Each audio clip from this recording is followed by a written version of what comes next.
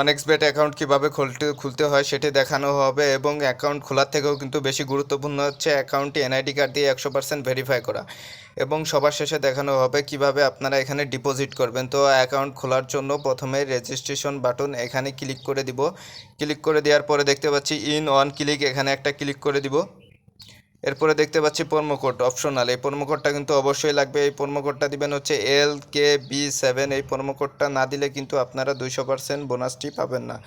তো এটি দিবেন এবং অ্যাকাউন্ট খোলার জন্য এই প্রোমো কোডটা অবশ্যই দেওয়া লাগবে। তো তাদের অফিসিয়াল প্রোমো কোডটি হচ্ছে LKB7, এটা দিয়ে দিবেন। এরপরে দেখতে পাচ্ছেন আই এম নট ওভার 18, এখানে একটা টিক দিয়ে দিবেন। টিক দিয়ে দেওয়ার পরে রেজিস্ট্রেশন বাটনে ক্লিক করলে কিন্তু আমাদের অ্যাকাউন্টটা খোলা হবে। এরপরে অ্যাকাউন্টটা ভেরিফাই করব আমরা কিভাবে সেটা দেখাবো, সেজন্য অ্যাকাউন্ট খোলার জন্য ক্লিক করে দিলাম রেজিস্ট্রেশন বাটনে। তো আমি আপনাদের একদম হাতে কলমে সব শিখাই দিব। দেখতে পাচ্ছি আই এম নট রোবট, এটা কিন্তু আমাদেরকে পাস করতে হবে রেজিস্ট্রেশন করার জন্য। তো এখানে একটা ক্লিক করে দিব।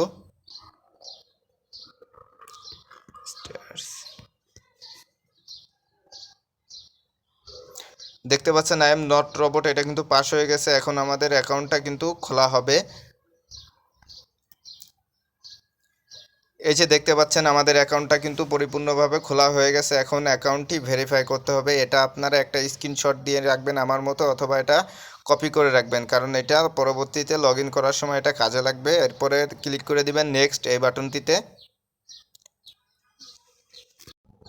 এখন দেখতে পাচ্ছেন আমরা কিন্তু আমাদের আইডিটিতে একদম প্রবেশ করতে পেরেছি অ্যাকাউন্ট খোলার মাধ্যমে। এরপরে এখন দেখাবো কিভাবে A to Z ভেরিফাই করতে হয়। সেজন্য এই মেনু অপশনে একটা ক্লিক করে দিবেন। মেনু অপশনে ক্লিক করে দেওয়ার পরে উপরে দেখতে পাচ্ছেন পার্সোনাল প্রোফাইল, এখানে একটা ক্লিক করে দিবেন। ক্লিক করে দেওয়ার পরে উপরে দেখতে পাচ্ছেন ইন্টার ডিটেলস, এখানে একটা ক্লিক করে দিবেন। এরপরে এখানে দেখতে পাচ্ছেন সারনেম, এখানে মানে আমার ডাকনাম, এখানে আমার ডাকনামটা আপনাদের ডাকনামটা দিয়ে দিবেন। ডাকনাম দিয়ে দিবেন। এরপরে দেখতে পাচ্ছেন ফার্স্ট নেম এটা দিয়ে দিবেন। আপনার নাম পুরো নাম দিয়ে দিবেন। এরপরে দেখতে পাচ্ছেন এইগুলা থাকে। এরপরে ডেট অফ বার্থ দিয়ে দিবেন। এরপরে প্লেস অফ বার্থ মানে আপনি কোথায় জন্মগ্রহণ করেছেন এটা দিয়ে দিবেন। রিলিজন এটা আপনারা ঢাকা দিয়ে দিবেন, আমি যেহেতু ঢাকা থাকি সিটি ঢাকা দিয়ে দিবেন। এরপরে অ্যাড্রেস দিয়ে দিবেন। এরপরে দেখতে পাচ্ছেন ডকুমেন্ট টাইপ, এখানে আইডি ডকুমেন্ট সিলেক্ট করে অথবা ন্যাশনাল পাসপোর্ট এটা সিলেক্ট করে আইডি ডকুমেন্ট সিলেক্ট করে এখানে ডকুমেন্ট নাম্বার মানে এনআইডি কার্ডের নাম্বার দিলে কিন্তু এর ভেরিফাই হবে। এরপরে ইস্যু বাই বাংলাদেশ গভর্নমেন্ট দিবেন। এরপরে সেভ দিলে কিন্তু এটা প্রোফাইলটা কমপ্লিট হয়ে যাবে।